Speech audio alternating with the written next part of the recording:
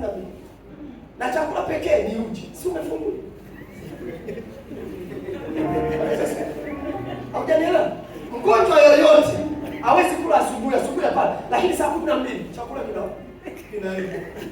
Maana yake ni mfungo umelazwa pale hospitalini. Uombe maana yake ni kiburi, tukitangaza maombi ya siku 21 uzuri kalazwa pale hospitalini. Na mgonjwa yoyote ukienda hospitalini anakubali maombi. Tunataka kuomba haina shida. Kwa sababu anajua siku yoyote Israeli anaweza kacheka nini? Ukilazwa una 20% tutakuishi na kumtumaini Mungu. Lakini 75 zote ziko za Mungu. Alafu naambiwa foleni hapa za operation. Utakaa kwenye maombi. Usiku ule unakaa pale, alafu zote tu.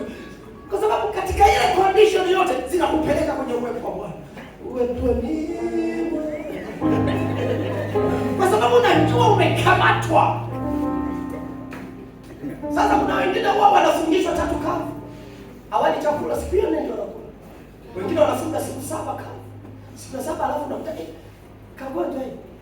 Kamekaa siku 7 akajayo. Lakini siku ya 8 kamekunywa uji. Tunamshukuru Mungu. Maombi mwenzako. Haleluya. Angalia mwenzako umefunga siku 21. Tunakusubiria hospitalini utaenda kuzifunga huko. Hautakufa kiolela, utakufa mpaka umeziweza kuzifunga. Sasa inategemeana na tatizo lako. Ukiwa una kazi utafunga siku 90 bila kula. Kwa sababu anakupumulia huko unaletea.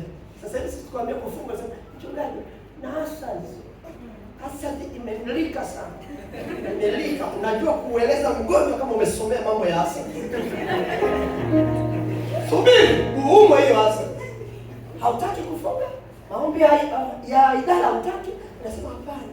Lakini kwa siku Mungu aishivyo, atakufungisha utoke ndani. Kuna maombi ya toka. Amen. Anatoka kidogo anarudi ndani. Anatoka kidogo anarudi ndani. Ni wakati wa kukataliwa.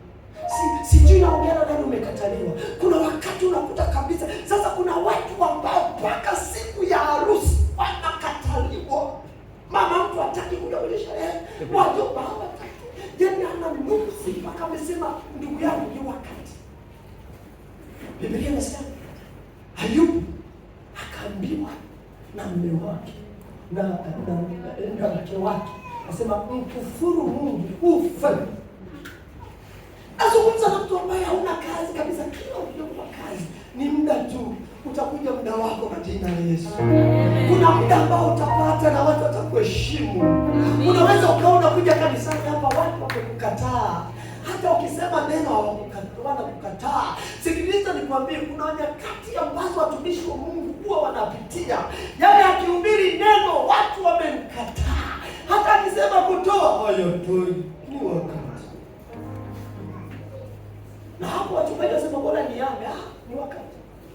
Halafu wakati ule mbaya, ni wakati mbaya ambao huwa wakukataliwa, huwa zinakujaga nyimbo mbaya.